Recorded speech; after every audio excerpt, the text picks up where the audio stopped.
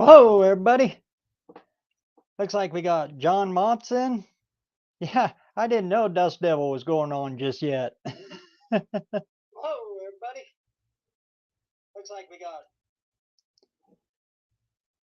Yeah, put that one on mute there. So, how's everybody doing tonight? Like I said, I put the link up there at the top there. It's an open mic night, so anybody wants to join in, click the button and come on in. Hey, Robbie. Good to see you, man. JB's, how's that 2.8 coming? That is one of the coolest builds. Unfinished project. Up.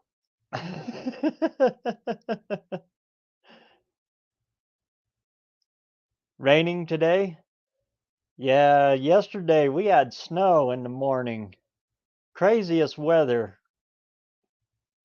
We'd go from like the 70s all the way down into the 30s. It actually freezing at night still. Every once in a while in the morning, I get a skiff about like that on the horse's water trough of ice still. I could use some of that, Don. I could use a whole lot of that right about now.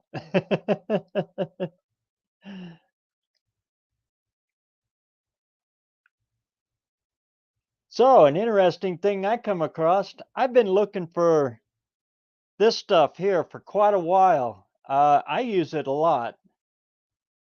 This spray anti-seize works great on spark plugs and what got you, because it just takes a little is all.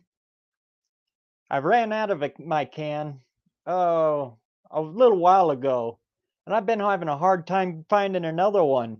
Every parts store I've gone to, they can't get it. They don't even list it anymore. I don't know what the heck was in it, but nobody's making it now. It's not even listed on the Permatex website anymore. So if you got any of these and you like it, boy, use it sparingly, because I don't know if you can get it anymore.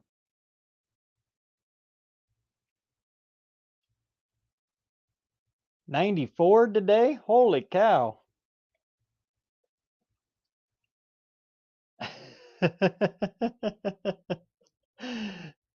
Park the tractor. Yep, I did that a few times today. Me and Kenny re-rolled all over this yard cleaning up all this stuff.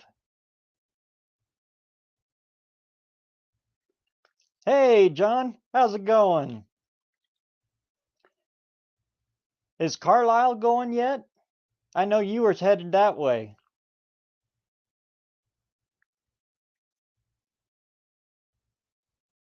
Carlisle, that's a pretty interesting show. I've never been to that one.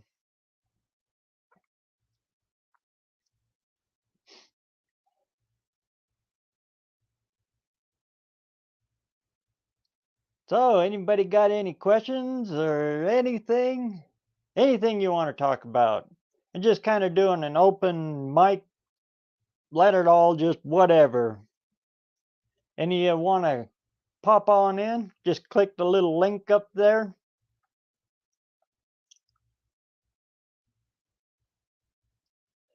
My nephew?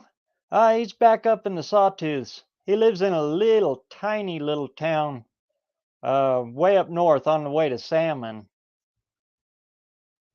He's got his own channel going though. Brody's Life is what he's calling it. He only comes down this way about once a month.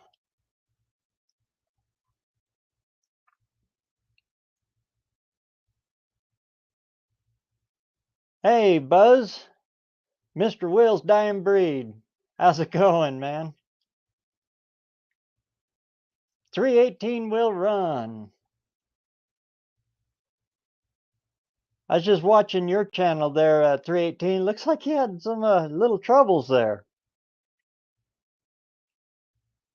Desert Mopar.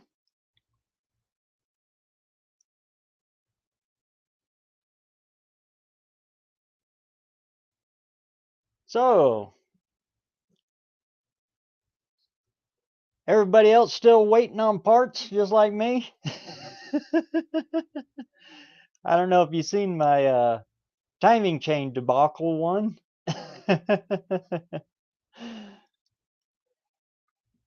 But that guy over Blake over the Summit, that guy was amazing.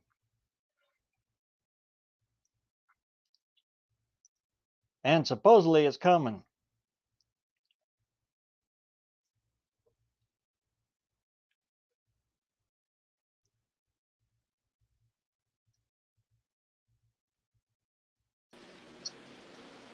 Hey, JB.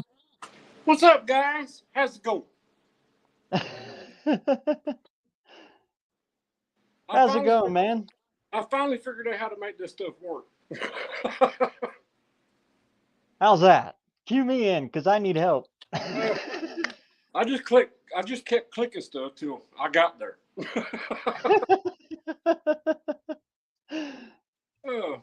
How's it going tonight, guys?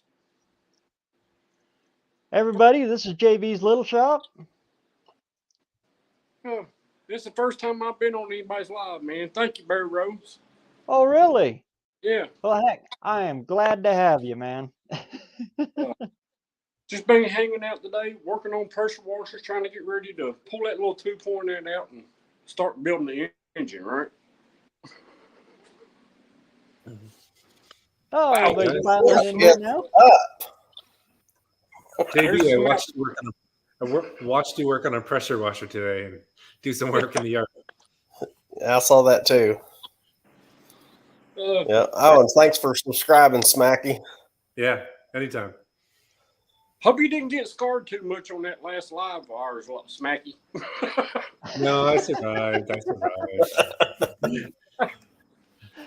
Oh. Hey, so did you get your rings in? Do what? JB, did you get your rings in and get everything set? Oh, yeah. I've got it. Wait a minute. I'll see if I can't get you a picture. Maybe. Oh, Dolly, look at that. Looks nice. I seen the video, but I had to. There's a chance to promo a little. Yeah. She's sitting there. Hopefully tomorrow, if it's rain will quit, we will be pulling one and putting one in. Did you see what John Wilburn said there? He said, Hoopty and Smacky sounds like a whack law firm. That's good. That's good. It's kind of like Dewey, Cheatham, and Howe. Yeah. Hey, you guys ought to join up with Wilburn Realty. Yeah, there you go. But yeah, so what's everybody got going on? Well, I've been stuck in cleanup work, so I haven't had much time to get on the fair lane. I saw you unloading brush. That's Oh, always Lord. fun. I can understand that one real quick. Yeah. Well, me and Mama Hoop, we went to a rain day auction today. I mean, thunderstorms and all that stuff, which the good thing about a rain day auction is only the weird and ridiculous people like us stick around for it. So there's not as much competition. That makes the deals a lot better, right? Yeah. You better believe it, man. Yep. Yeah. And then I buy all this stuff that I don't really need, but then I resell it and, keep things rolling. Oh. Let me see if I can fire my other phone up so I can see the comments. Sure. Yeah, that sharpening video you did, that was really cool. Well, yeah, he did a couple of them there. And I'll tell you what, I could see what you mean about not making any money on those little bits for the stump grinders and stuff. Yeah. Holy smokes, that looks tedious, dude. Yeah, you can get, there's no way. I told the guy when he come back, I said, I remember why I quit doing that stuff. Don't bring it back. Yeah. Probably the same reason I quit doing production brickwork. There you go. It's just tedious and there ain't no money in it. Well, people, brickwork, stonework, people really don't understand. That's an art. It's not something you do, it's an art. Yeah. I've done Well, construction. there's people who do it, and then there's people who know how to do it. Right. I've done construction work most of my life, and I used to watch them bricklayers and stonemasons out there doing stuff on houses, and I'm like, that's an art. You guys would be getting paid big money. It's pretty funny. I always felt like we were at the bottom of the food chain in the construction end of things, until the last few years that I was in it. And I went into specialty work, just doing outdoor kitchens and patios and pizza ovens and, stuff like that. And that's where the money's at. Same with cars. When you play with somebody's toy, they'll pay you whatever for it. Right. But if you work on their daily, no. Yeah. You struggle. Oh, come on, buddy. Can't you just help me out? I mean, it's just, yeah. Yeah. Got a piston hanging out the side. Do you know any tricks for this? Yeah. Yeah. I do motor.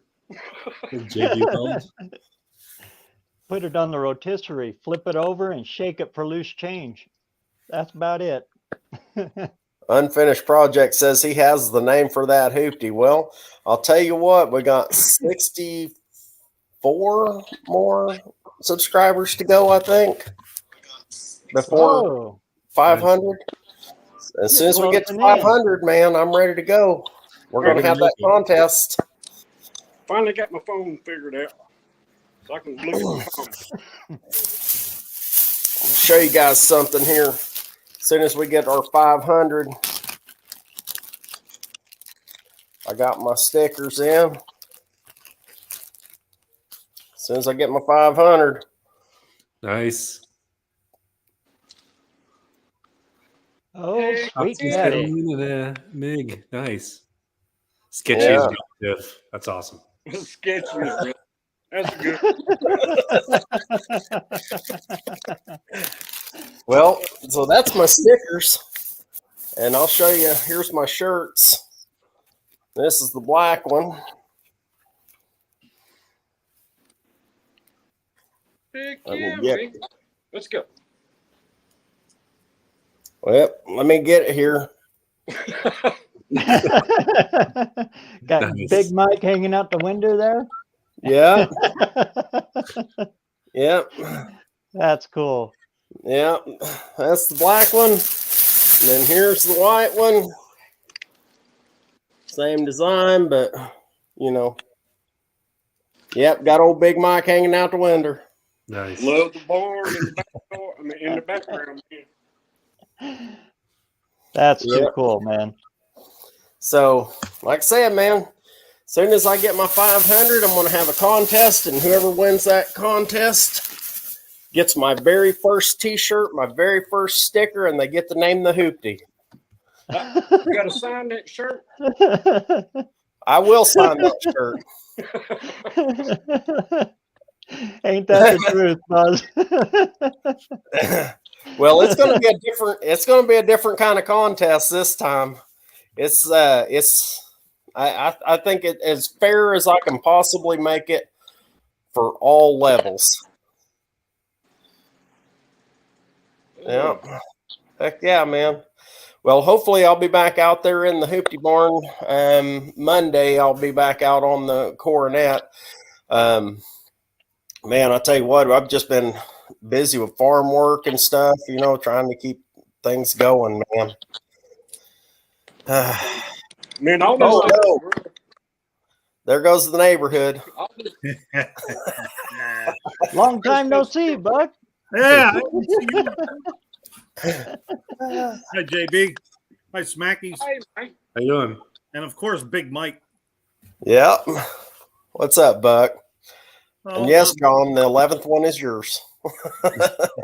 I just told Unfinished Project, you ought to just send them that stuff. Well,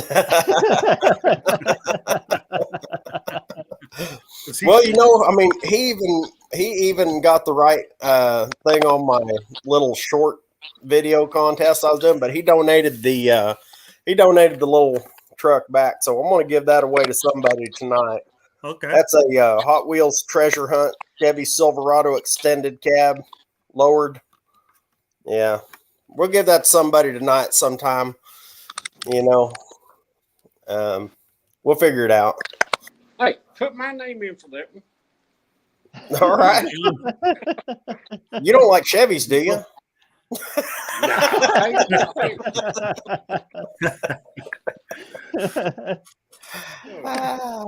Yeah, I've done a lot of them 2.8s back in the day. I probably think jumped that little a bunch thing of will them fit in that brackets. one. Yeah, so I guess y'all saw the pond getting started. It's going to be about it's going to be over half an acre, probably about 3/4 of an acre. There's Buzz. Hey, the guys. man is in. Hey, Buzz. Buzz. I had to finish chewing my sub sandwich, so but Right it's on. gone, and I'm fat and happy. Buzz. How's it going, Buzz? Good. So you say you're doing a half-acre pond, Big Mike? Yeah, it's going to be between a half and 3/4 of an acre. Yeah. Wow. It's a big pond. Yeah. Well, we've got a perfect catch in that little ravine there. And my neighbor, he's a dirt work guy, and well, that's just kind of what we do, you know what I mean? You can end up stocking it? Oh yeah, absolutely. Right on. Yeah. Well, when you're working towards self-sufficiency, procuring your own food, I mean, you want a balanced diet. Heck yeah. Hey, John. So, yeah, I'll be stocking all my own stuff, and yeah, whenever we want fish, we'll just go up there and do it, man. That's super cool. Nice. That's if you can catch them. Well, you see, the thing is if you feed them, if they're your own private fish and your own private stock, you get them to work. They're easy catching.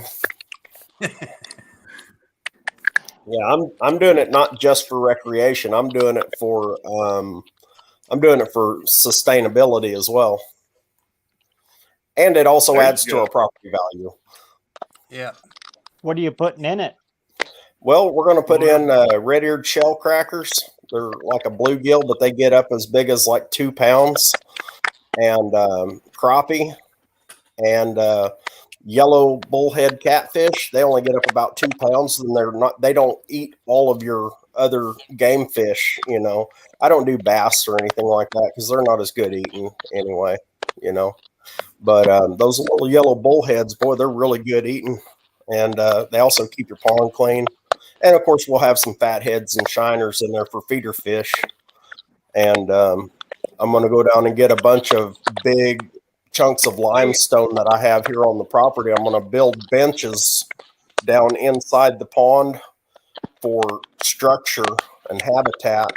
And then up on the shallow end, I'm putting in, I've got a big post auger for my tractor, and I've got a bunch of power poles, and I'm going to be putting a deck and a fishing pier up on the other end.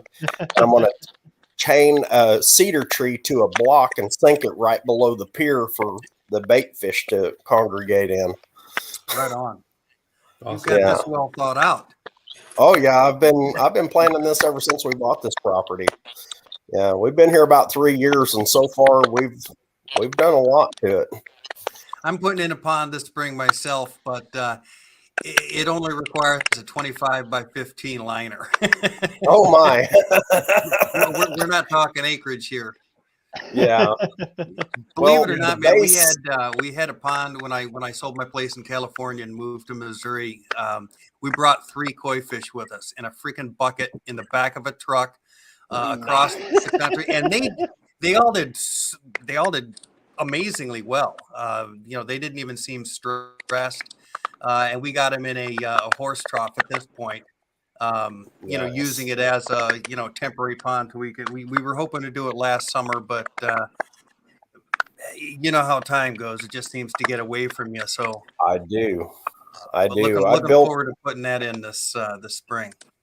I won't be able to put a boat in my pond, however.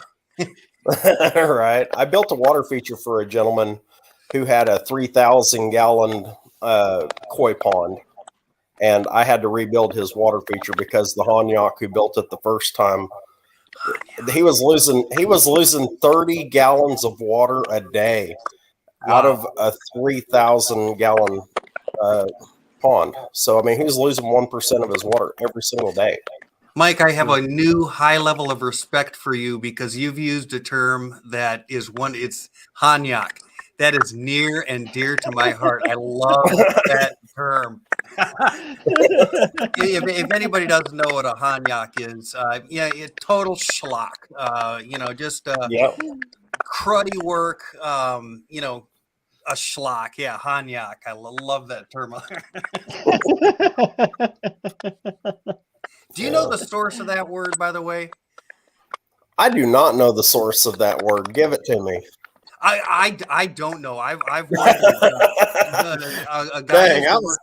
A guy named Brian used to work for me, and that was his term. And he didn't pepper it through every single conversation, but you knew if it came out, there's some really sloppy stuff going on someplace. Yeah. Yeah. It almost sounds German. It could be. I finally got the centrifugal clutch off my my pit bike and put a torque converter on there today, and I haven't decided yet if I'm going to bring the 420 or the 212 cc motor. Might bring them both because we can, you can swap them in a matter of minutes. But this little bike is with the 420. It is some kind of squirrely, quick.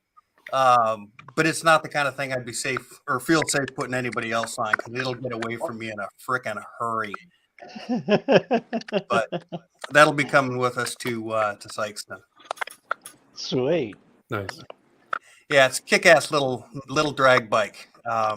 You'll really I don't have a picture out of my phone. I'd show it to you, but it also has a tractor seat, Harley Sportster tank, and it's got a skull.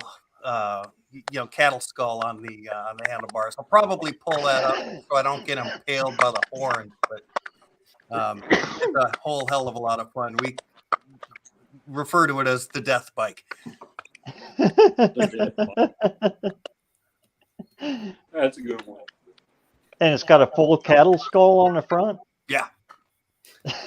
That's roadkill, man. I mean, come on.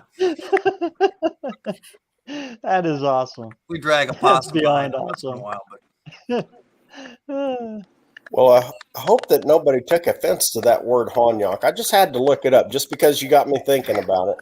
And according to the Wiktionary, yep. The possible definitions, the very first one is an immigrant to the United States from East Central Europe, which would be my great-grandfather. Well, that would be some of my family tree as well. And the second one is a rube or a simpleton. And getting warmer. And the third one is a hard scrabble farm. This usage is known in parts of Montana, North Dakota, South Dakota, Alberta, and Saskatchewan. I'm going with definition number 2. Me too. Yeah. It first appeared in print in the late 19th century and often applied to people who were unwelcome among their family, friends, and or community. A common theory of the origin of this word is the merger of the first syllable of the word Hungarian and the last syllable of the ethnic slur Polak. However, a more likely origin is the Hungarian adjective hanyag, which is a variety of negative meanings, including carelessness, sloppy, slothful, and slow. Yeah, careless and sloppy. That's how something along those lines. Nothing to do with anybody's heritage, but right. because Yes. anybody can be sloppy. I guarantee it. I guarantee it. What spelling did you use out of curiosity? HONYOCK. Gotcha. I couldn't even think of how I to was spell close. that. I went HONLOCK. I spelled it phonetically, phonetically.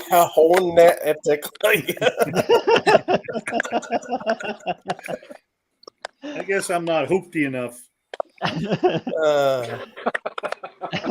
Well, it's pretty funny, I mean, I do come off as a bit of a hillbilly here and there, but I'm fairly well self-educated, I mean, I didn't go to college or anything like that, but I also didn't just fall off the turnip truck.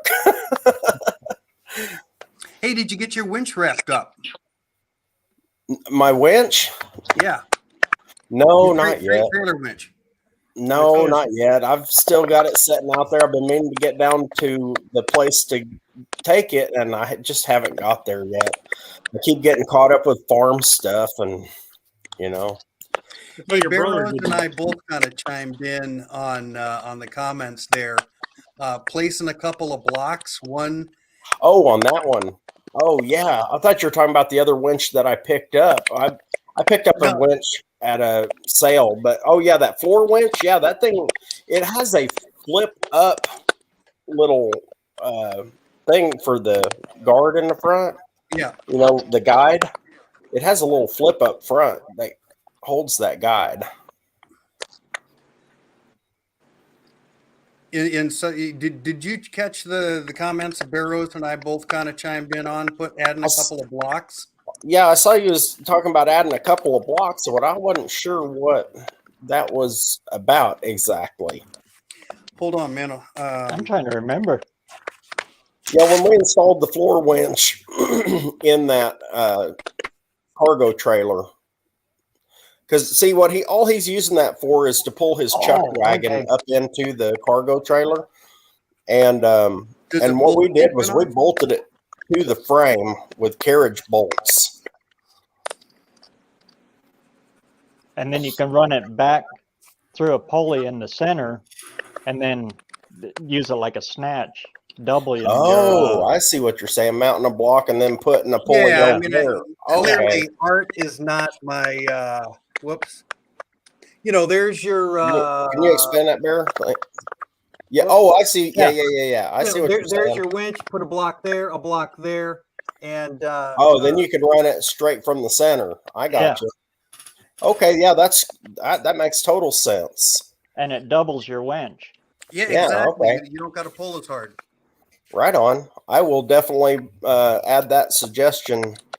I wasn't sure exactly how you were meaning on there. Maybe I am simpler than I thought. Maybe I might be a Honyak. At least half. Is that like Honyakkery? There you I'm go. going to say maybe I'm half,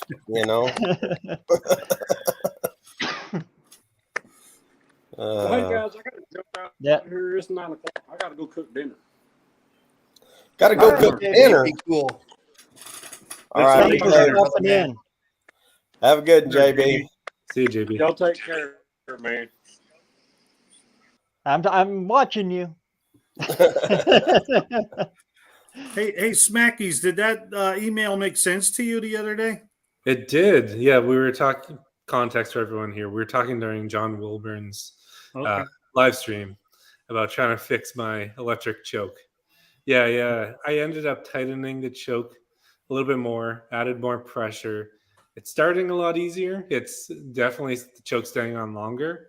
It's an electric choke. It's not manual. Right. The problem that I'm still having, it's when I hit the gas at all, it takes the choke off.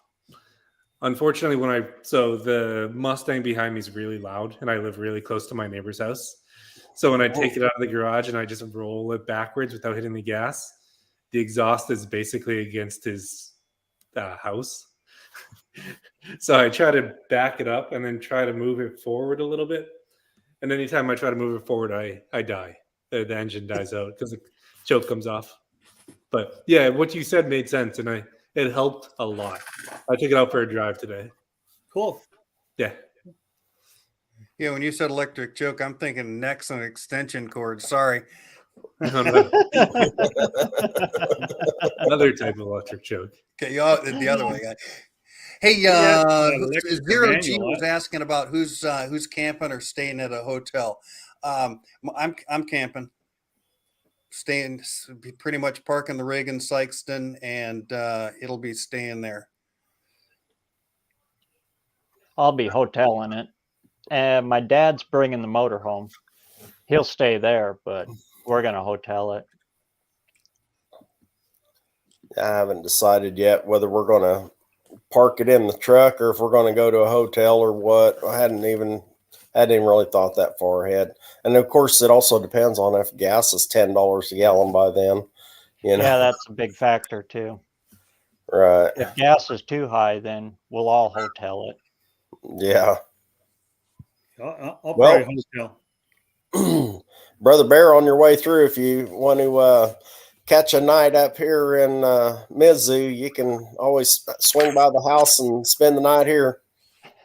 Hey, we can have an after show party going on up there, right? There you go, man. Absolutely. A bunch of old men sleep in the woods.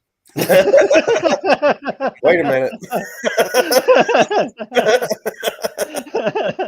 Wasn't that Rumpelstiltskin or something like that?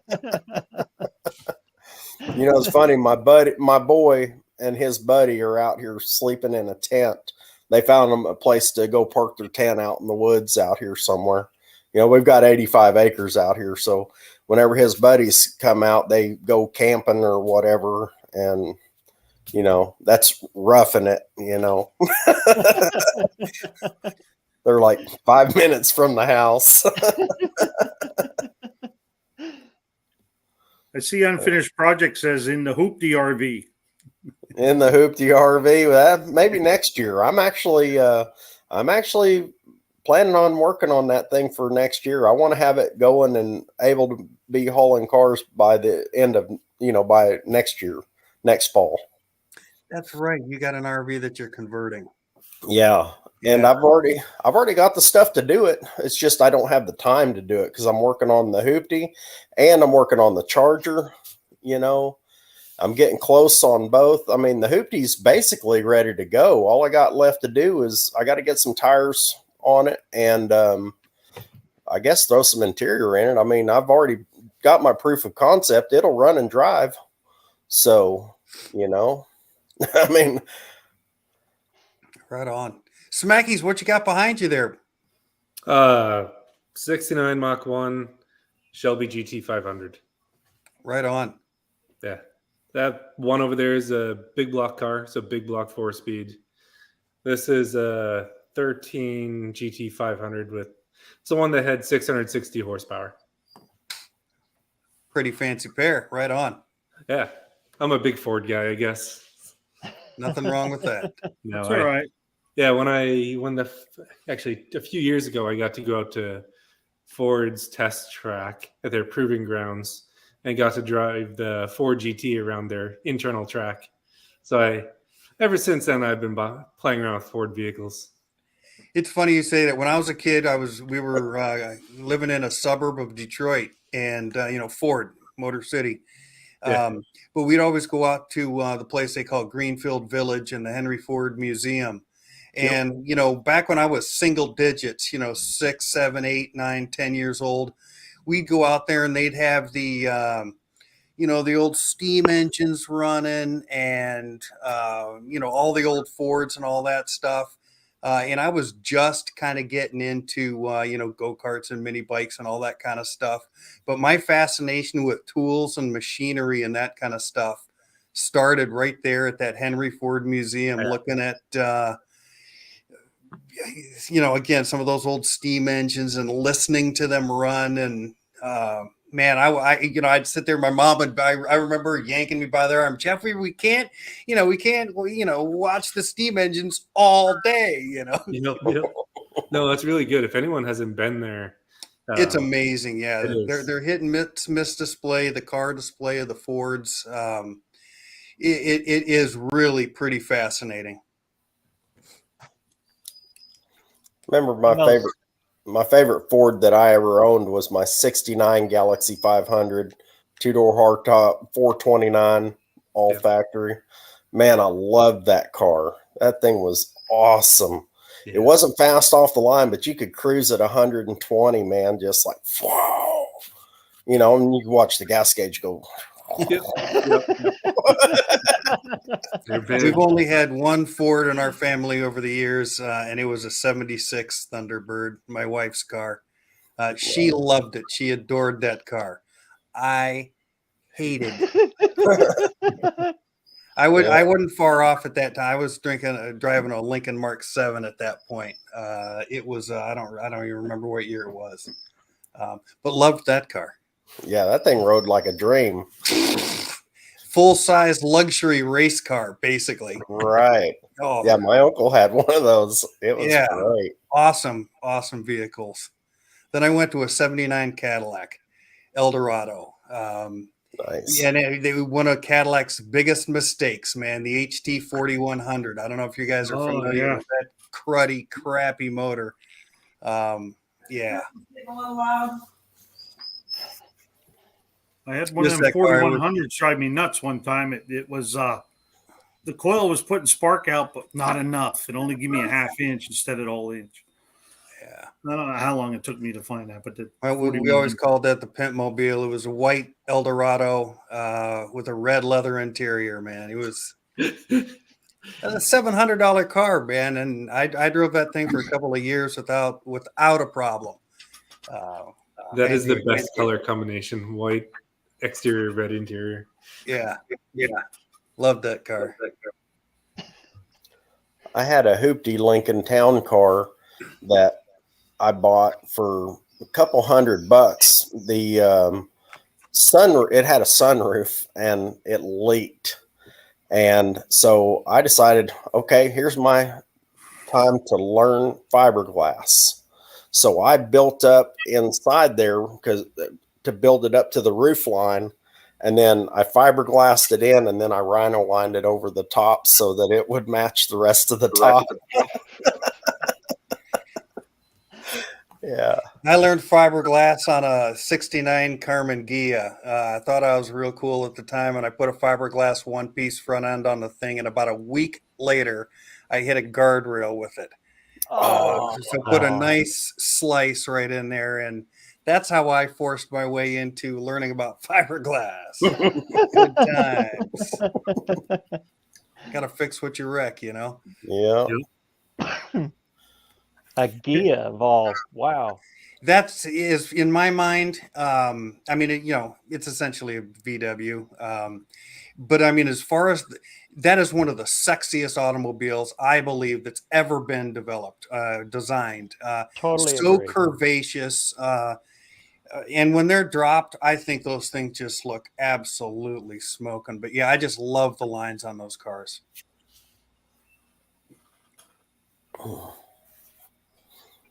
Too bad they all rusted out, though. I think they rusted from the factory.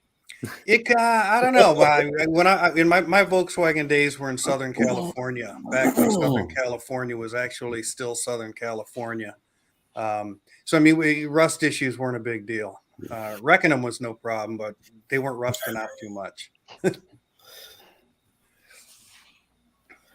I've got my hands on 2 of them, but there was nothing left of the body. It was so far gone. That's too bad. But I've always wanted to do one of them. Are the pans are the pans rusted out just as bad as the body? Oh yeah, the pan's totally gone. Yeah. All that's left is just the spine. Like a fish on a beach, man. Yeah. Same thing with bugs, though. Yeah. Yeah. My wife had a convertible 70, what was it, a 73 convertible bug. And she sold it to buy a horse. That's kind of backwards in the transportation department. But hey, whatever blows your skirt up, right? she wanted a horse. It was a pretty bug, but she got a pretty horse. So Was it a straight window or a curved window? Super Beetle. Super Beetle. It was a super. Yeah. That's almost forgivable then.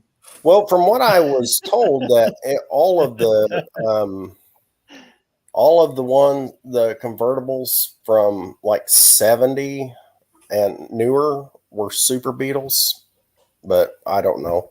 I don't know that for sure. I don't know a whole lot about those things. Yeah, 70 or 71 is when the Super Beetles started. Right. I'm not great with automotive statistics and all that good stuff.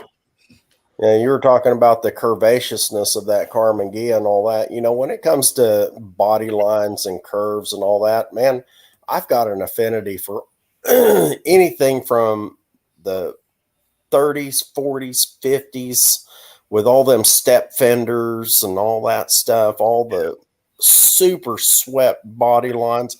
Look at a 1953 DeSoto. Are you freaking kidding me, man? Those things are awesome. I mean, it's like, where do you stop looking? I mean, it's like, this is awesome. Wait, no, this is awesome. No, this is that. And, no doubt. Just, yeah, you can't even take it all in. Yeah, the late 40s, early 50s are, if I had to pick a range, 45 to 55, or give or take a couple of years. Right. I've probably mentioned before, my favorite, if I went out and did another one, I've got one sitting in Great Bend, Kansas. All I got to do is get it here. But the Studebaker trucks. Yeah. My dad had a 48. Yeah. I built a 49 at one point. I got another 49 lined up. But those things were so, again, the curvaceousness, the shape of that rear fender, man. If my wife's ass was shaped like that rear fender, man, I'm telling you what, it's 37 kids. But those trucks were also so cool, especially the Studebakers, because the windshield was kind of raked back, from the factory kind of thing. It's almost people have chopped them, of course, because you can chop. You don't have to. But you almost don't have to. It's got that, aggressive feel to it. Just just as is. But it already looks tough, man. Exactly. The only one that I'd say is better is the Hudson trucks. Yeah, and they're like getting your hands on one. Yeah, those late 30s, early 40s Hudson trucks were just unbelievably cool. The grills they put on. I can't believe how often I find myself just so completely disappointed in what the car manufacturers are putting out these days. If they weren't badged, you could almost not tell who the manufacturer was. I mean, once upon a time, you could look at a vehicle, not see the badging, and the Buick, with the side ports, you knew if it was 4 ports, it was a Roadmaster, 3 ports, it was a Special or something like that. But that was, something that just echoed Buick, for example. I mean, there's no personality in these cars these days. It's such a bummer. I mean, it's there's so many kids, growing up. Man, I want to be a car designer. What are they? I want to go draw boxes. It's such a shame. I think because there's so many possibilities. It's granted they've lined out, they've straightened out, they've squared out, and that kind of stuff. There's a handful of curvaceous attempts here and there, but generally speaking, they all look like they could be coming from the same manufacturer, just like appliances, man. They're all basically built by one company or so many of them. And and they just, they just rebadge them almost. It looks like they all got the same grill. And then they go straight to the crusher and you don't feel bad. True. So, did you see that comment by Unfinished Project? Said, I would love to crank my torsion bars all the way and put the rear under the springs on my swinger. I just happened to see that. I don't know if you guys saw this week whenever I was working on the Coronet. I took my torsion bars out and I cranked my front A-arms all the way down and put my torsion bars back in. So now it's going to be like, yeah. So I'm going to see how much stance I can get out of it like that. And hopefully it doesn't snap my torsion bars. I don't think it will. I mean, it's just got that little 318 in there. So you'll be fine. Send it. You'll be fine. If not, I got, I don't know, 3 or 4 more out there. It doesn't matter what the stamp says on the end. They'll fit. If it does snap, you'll know why. Yeah. Yeah. How good are your snubbers up on the top? Oh, they're good. Okay. Yeah. I'm putting brand new ones in that. I have to, because I don't want to take any chances of snapping them, because if I don't have those good snubbers on there, man, that sucker hits one time, it'll be over with, man.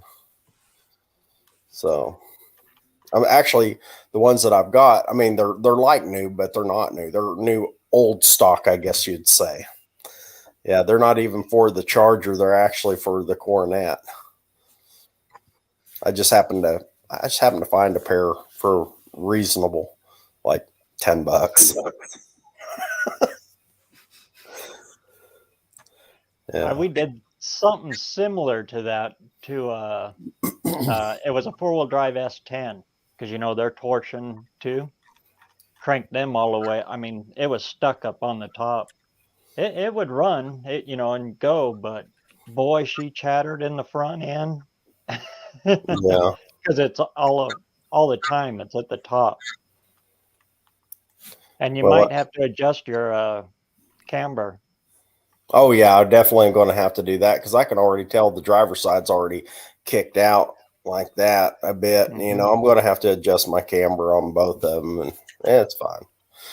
But it's really simple on those. Yeah.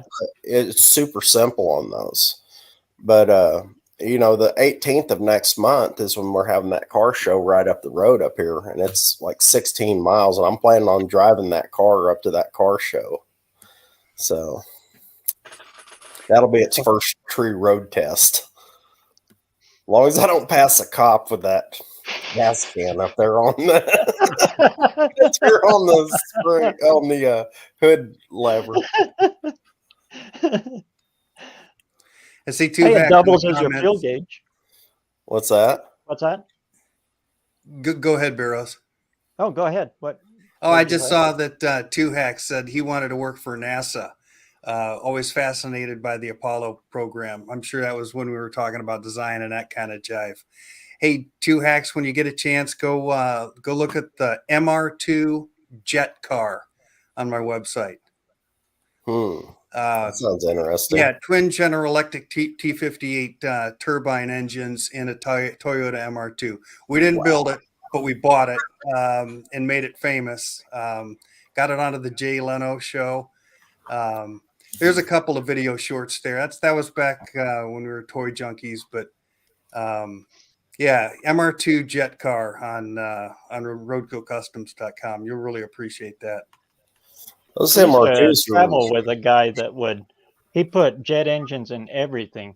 He even built a giant lazy boy recliner with a jet engine on it, and he would haul ass around the track. Who's the guy that he did a quad, and he put one in a smart car. And it still has the smart car engine too, so you can drive it with that. But the whole passenger side is all jet engine, and he flips the rear hatch open, and boom! That little sucker flies. He's down around your guys' area. I can't think of his name right offhand. He goes to monster truck shows. He builds those transformer ones that turn into like dinosaurs and eat cars.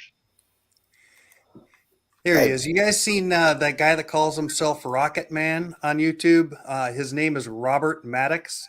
That is cool. Is that guy?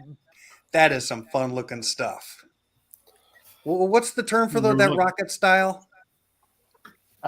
Solid fuel? Is that what he calls them? Pulse jet. That's what it is. Pulse jet, yeah. Pulse yeah. jet. That guy, that's some pretty entertaining stuff. If you haven't checked that stuff out, it's his YouTube channel is Robert Maddox with 2 D's, Maddox. He's got a beard about like Big Mike's there too, and Yeah. he's hauling butt out in Mojave, or what's the name of that old airport that's there? Anyways, on his little go-kart. Oh, you got to see it. It's pretty cool stuff. Pretty little helmet and goggles and beard. So we're talking about trucks. I was seeing them talking about 4-wheel drives and all that. I just happened to see a couple of hours ago, Junkyard Willie posted some monster truck shorts. They had the ride trucks on there. I thought maybe BareRose and Buck, if you guys check out Junk Car Willie's little shorts there, he had the one with all the people in the back of the monster truck ride truck there, and I thought about you guys. Yeah, I saw that he was going, and he asked, do you want to look at the monster truck stuff? And I don't know if I answered him or not, but I wanted to tell him, yeah, because who doesn't want to look at monster trucks, right? Well, that's where I took my wife on our honeymoon. I took her to the monster truck and tractor pulls. I mean, because I'm romantic. Tractor pulls. That was back in those days when I was doing that Henry Ford Museum stuff at the fairs. They do the tractor pulls, and that too. I thought that was the most badass stuff. Those monster tractors and these dudes out there in overalls and t-shirts at the time. Hat on backwards, just making shit tons of noise. That was exciting. You ever watched the mud bogs where they had the 4-wheel drive and the alcohol and then fly across the top of the mud, 3 foot of mud. I saw a guy in a fiberglass bodied Corvette doing that. I was like, yeah, buddy, there you go. Rooster tails. Oh my God, I think they're neat because they were always at the monster truck shows we were at. I remember a little Jeep, and it was full blown on alcohol. I mean, it was rowdy, and every time he'd take off from the line, he'd jump about 6 feet straight in the air, and then come down and just float across that. Just.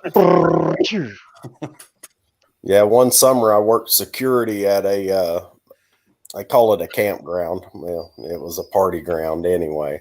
And they had mud runs and all that stuff out there, man. And it was pretty fun. I mean, it was run what you brung. And I mean, you had guys out there in half-ton freaking Fords that have no traction to start with. And they get about 10 feet and sink up to the frame in the mud. And it's like, what are you doing? Get out of the freaking mud. Hey, Jason. Hi, Jason. Jason, how are you? Howdy, gentlemen. Everybody shape up. Oh. How's Hunter doing out there? Is he settling in? Yeah, he's doing well. He's good. Just, getting the bumps of, not being at home anymore, not having dad to wipe his hind end, He's the new guy. He's getting all the shit work, Yeah. But he'll be fine. I was talking to him earlier, and yeah, he's good. So thanks for asking. How you guys doing? Good. All good here. All is well. Good. We had some nasty weather earlier, but seems to settle down now. So. Did you get some of those thunderstorms too? Yeah. It got hot. Man, yesterday I got to like 90 here, which is this time of year is not not normal for sure. But, yeah, and today was 60, I think 62. Yeah, they're saying tomorrow was like 68. Yeah. It's like, oh my gosh. I had 91 here in Pennsylvania. Did you? Yeah. Yeah, wasn't it Colorado that went from like 84 one day to the next day with a foot of snow? Yeah. Yeah, Hunter said it was like 72 in Wyoming, and then it was next morning was like 30 in snow. You know? That's BareRose there, you know. Yeah, Yep. I saw BareRose and Mike's Mischief both had snow videos up. And then it goes to 70. Yeah, Yeah. it's just that time of year. Yeah, Bipolar Mother Nature. That Never fickle heard that one. witch. God love her. Yeah. The scary thing though is all the trees are just coming out of hibernation, and they're real weak right now, and that snow hits them and boom, right, they all the buds come down. all the buds come off, and then it takes them forever to get back, and the limbs fall, the trees fall. Yep, definitely. Yeah, we've And got I about spent 2 days on the chainsaw. Yep. we got trees down all over because we had so much wind and all that. And we got to go clean up our fence row and all that because, you know, we've got a perimeter fence around our entire property. And so we have to go and we have to cut all those trees and all that all the way around the whole property after a windstorm. And, you know, it's just. Yeah, I was on my way to work yesterday morning, and like the main street coming out of my plat going to work, there was a big tree down. Everybody had to shimmy, you know, but they got it cleaned up, so they're used to it. What's up, Mr. Wilburn? Hi, Mr. Wilburn.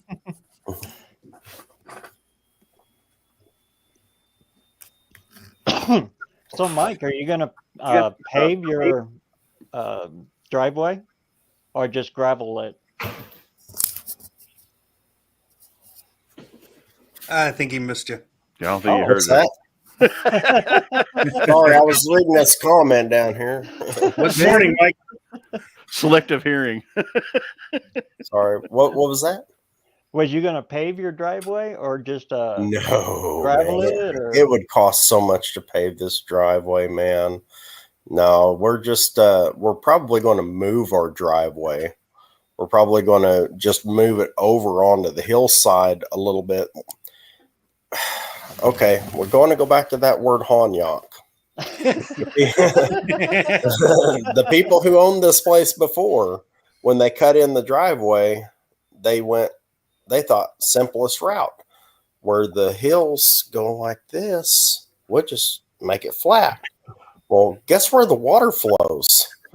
Where the hills go like this, the water goes like this. And you need one of these to get down the driveway. Exactly. Drive river. Drive river. I'll tell you, after the last heavy rain we had, I mean, I had knee-deep ruts in there that I had to straddle with my F-350, you know, to get up and down my driveway. And then me and Trump got to go out there and fix it, you know, and find your driveway at the bottom. What's that? I said you find your driveway at the bottom.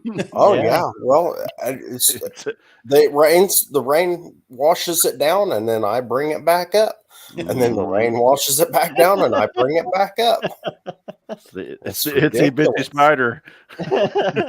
Well, you know, and sometimes I'll take old Blue out there and I'll load up, you know, 6 or 7 loads of gravel and dirt and stuff and bring them up to the top and then box blade it all out. And it's a constant struggle.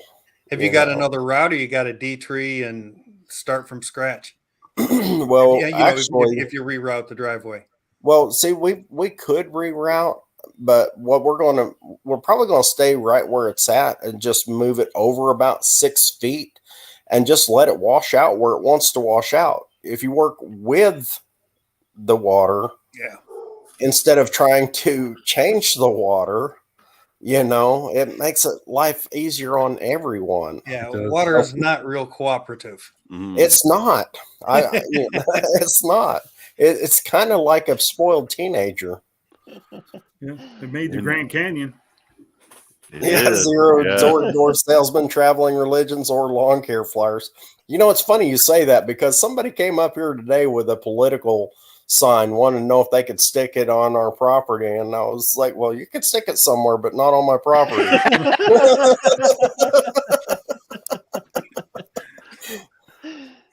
Yeah. That's a good one. Yeah, if you allow one, then you'll have 37 of them. Exactly. You know? Yeah, you can't. Exactly. We're not starting that. No, sir. And you're what? You're quite a ways from the road anyway. We're 3 miles of dirt road, and then our driveway is about not quite an eighth mile. Yeah. You know, I People mean, got to be pretty hurting to find a place to put a sign if they're going up a 3 mile drive. Right? Out loud. Right? He must have been close to his quota or something. Yeah. Yeah. Well, I got another cool thing getting ready to happen real soon. We're getting our arch built for our entryway. I think most of you guys have seen our entryway, the stone columns that I built for the entry. Well, we're getting an arch built to go up above that. Oh, wow. And another buddy of mine who's a welder fabricator, and we help each other out on things. He's the one who built my little vise and anvil setup there for me that I have in my shop. That's and a nice setup. It is. Yeah. So it's going to be Mojo Acres because it's Mike Old, and it's Mojo Acres. And it's not really a farm. It's not real. I mean, it is a farm, but not, it's not a ranch. So, everyone's got this ranch thing, well, ours is just acres because we've got acres. And on one side, it's going to have a horse for Mama Hoot. And on the other side, it's going to have a silhouette of a car, like an old, like an old 30s sedan or something like that on there. Nice. Oh, that's cool. Yeah. You should take pictures of your uncle's car. Yeah. And then it's have kind of him like race that. in. Yeah. Yeah, it's kind of like that. That's what he's doing the profile of, is like the old 31 Plymouth. Yeah. But yeah, it's going to be pretty cool. It should be done in the next week or two. So, and I can't wait to get it set up. 31. That's first year too, isn't it? I'm not sure. 30. I know 30, he's got two of them. One of them's got the wood spoke wheels and the oval back window, and the other one's got the wire spoke wheels and the rectangular back window. And one of them has the split bumper with the spare in the back, and the other one has the solid bumper with a place for the spare up against the back. So I'm not really sure. Excuse They're me supposed for to one both be quick moment. My 31s. dog is sounding off. I need to go find out why. Okay. They're supposed to both be 31s. I don't know 100% for sure. I mean, think about it. 1931 to 2022. I mean, yeah. A lot of stuff's happened between now and then. A lot of stuff's happened in 90 years. Yeah. Yeah. And back then, I mean, we talk about cars now that all looking the same. Back then, they all kind of looked the same too. Yeah. It's hard to tell the difference between a Chevy and a Ford, or Right. They were all pretty much. I hear him. Do. Yeah. That's a hound dog, man. We got a train walker coon hound. I know. We got it. Yep. Man, they get a little bark or a sniff or something. Man, it's like batshit. Yeah, I got a beagle and a dachshund, and they're I feel your pain, brother. Well, we've got 3 dogs. One of them came home today with a baby turkey. Really? So we have a little baby turkey in there in the kitchen that we're taking care of now. And it's just like, oh my gosh, wild turkey. Yeah, I mean, right on. Take it easy, Mr. woods. Will. Trying to earn a keep, man. Yep. Yeah, I guess so. Taking mom and dad a present. Yeah. They say when your animals bring you animals, they're saying you're a horrible hunter.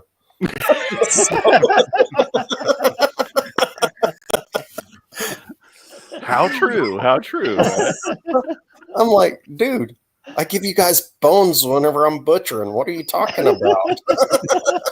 He wants them bones. Yeah, 70 was about the end of it for me too. Yeah. Yeah. Agreed. Yeah, I'm gonna say anything after about 75, man. I mean, after 70, 72, 73, but after 75, it really took a nosedive. There's a couple of early to mid 70s GM products, the big Buicks and some of the big Chevy cars I could see myself doing something with, but yeah, he's pretty much got that nailed. Yeah. Everything got square. Yeah, just really square. The Milanese or whatever that was. Yeah, it was just like, yeah. Yeah. Speaking of 1970, my brother had a 70 Skylark GS, and he put a 430 in there. And I mean, there was like notebook paper between the transmission bell housing and the firewall. I mean, it was ridiculous, but he got it to fit. Right and I was like, man, and it wasn't really all that fast. I mean, it was, for what it was pretty good, Those were pretty cars, though. I had a 68 Skylark. Yeah. Oh, I liked them. I liked the cars. Yeah. I wish I had those and the Cutlass. Mm-hmm. The Oldsmobile Cutlasses. He went through cars like I went through underwear, at least once a week. whether you need it or not. Yeah. Well, I always told everybody, I said, that's how I taught my kids how to know which way they were putting on their underwear. Yellow in the front, brown in the back. Right. Got Jeep tracks on them, just flip them inside out. You're good. Give them a shake. 3 days.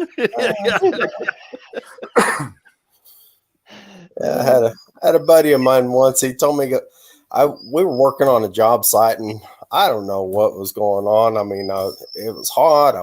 Had my shirt tucked in weird or something, and he said, I said something to him, but I was like, you'll be all right, sweetie. And he's like, I ain't going to be all these sweeties. He goes, at least I don't tuck my shirt and walk around with my shirt tucked in my underwear like a retarded third grader. And I was like, well, that's why I don't have streaks in my underwear, because I got my shirt tucked in there. That's what shirt tails are for. That's why they make them so long. I don't know. I didn't even realize I had it tucked in. I guess my underwear were hanging out and my shirt wasn't. That's funny. Good times, but if you can't laugh at yourself, I mean. Oh, yeah, true. Yeah. Yeah. My best jokes are about me, Yeah. The only problem with my stories is they ain't jokes. True story. But wait, there's more. It's not a comedy. It's a documentary. Right. It's an autobiography. What I laugh at can't hurt me. That's right. That's right. Yeah. Oh my gosh. That's what my wife said when she seen Joe Dirt for the first time. She said, "This isn't funny. This is a documentary." Yeah. This is real life stuff. Classic flick. Yes. Yeah. And I still got copies of Auto Trader around here somewhere. The old Trading Post. I remember that one. Paper Trading Post. That's been gone for eons. I used to love that thing. Yeah. Back when you could buy car days of couple $100 cars. Yeah, exactly. Yeah. I remember when I was a kid, my parents sold to my older brother's friend a 66 Volkswagen Beetle for $50.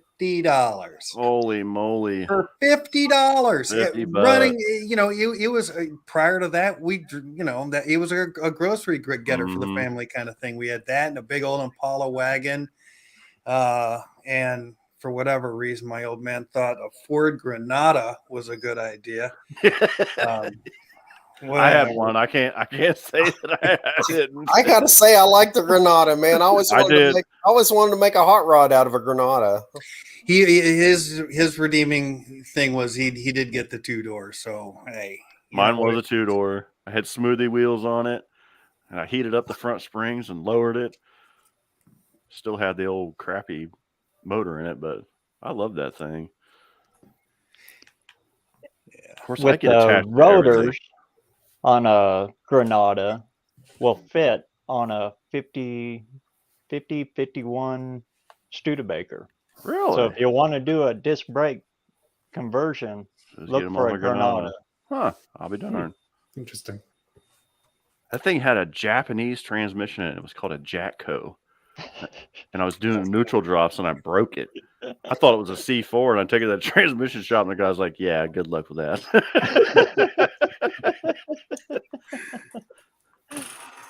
Okay. They had so many problems with them cars, though. They did. Well, everybody did. All the car companies did. Hey, who was it? Chat. I don't know. Several nights ago, we're talking about the 8-lug Pontiacs. Does that ring a bell to anyone? No, I missed that one. I do remember that though.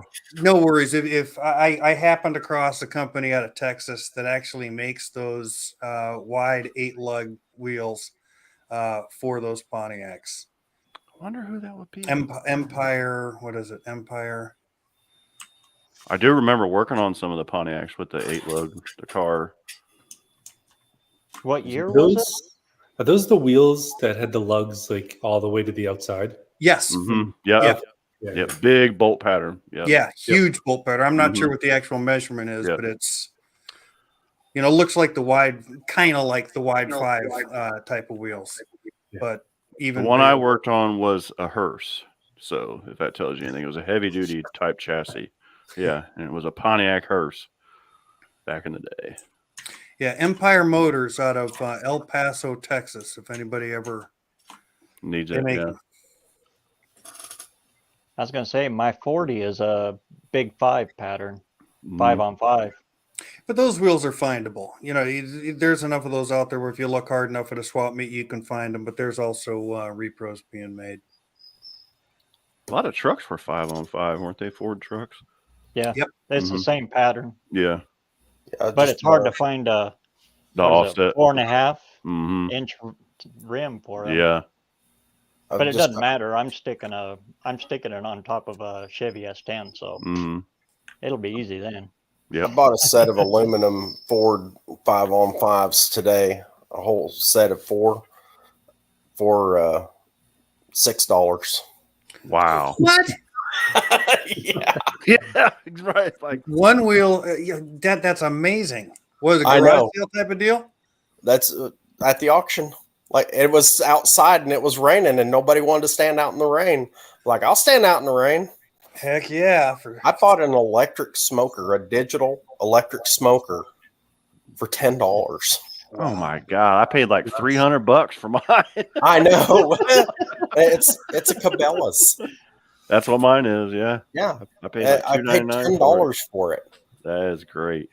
Yeah. They work really well. You'll be happy with it. Yeah. Oh well, it'll work really well for me because I'm just going to resell it. This is like a stand-up box type of deal. Yeah, it looks like a refrigerator. Yeah, I do my stuff on wood. I've got I've got a 150-gallon smoker with a rotisserie in it. Oh, okay. Yeah. Next Saturday we're doing the hog roast out here. Well, it has. I put wood chips. There's a hot box in there, and I put the wood chips in it. And it does a really good job. I like doing it old school. I have an old oil tank that we made one out of, but as far as if I want to go to bed that night, like if I got to work, I just throw it in that thing. Right. I can jazz it up and make it taste better. Right. That's all good, man. But I got we spent $145 today, and I bought 3 old Singer. They're like sewing machine motors, I guess. They've got like a clutch that you hit with your knee or whatever. They're like for industrial sewing machines, I guess, or something. What some of the old farts said. I don't know. Oh, like it would to run a belt drive or something on. Yeah, they've got a belt drive. I mean, these things are huge. I mean, these motors are, I don't know, they're like size of a watermelon, man. They're freaking huge.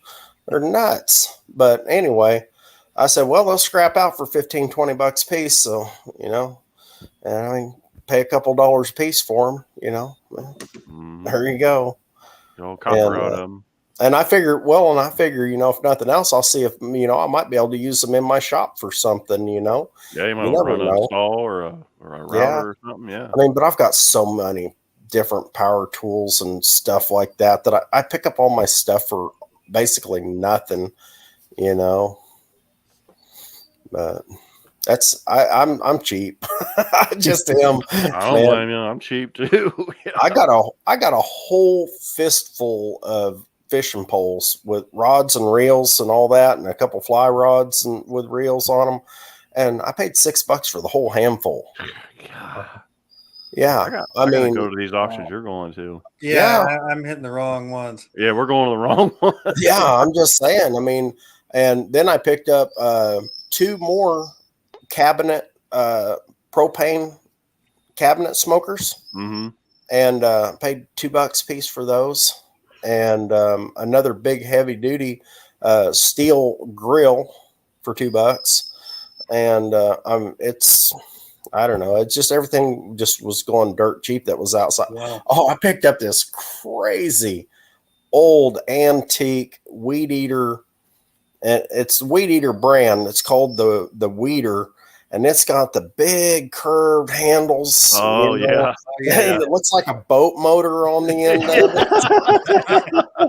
Like a Mercury. Yeah, for $2.50.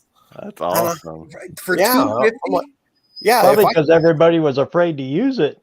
Well, I'm like, if I can get this thing running, man, that's $100 bill right there. No doubt. Heck yeah.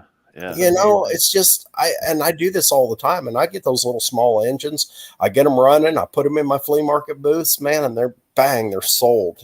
Heck yeah, that's awesome. And that's kind of what I do, to keep things going. Mm-hmm. But yeah. Hey, I'm going to bow out, good gentlemen. I got canine situation. I hear him. Yeah. All right, man. No problem. Well, good talking to you, Buzz. We're heading out for a walk. There, Buzz.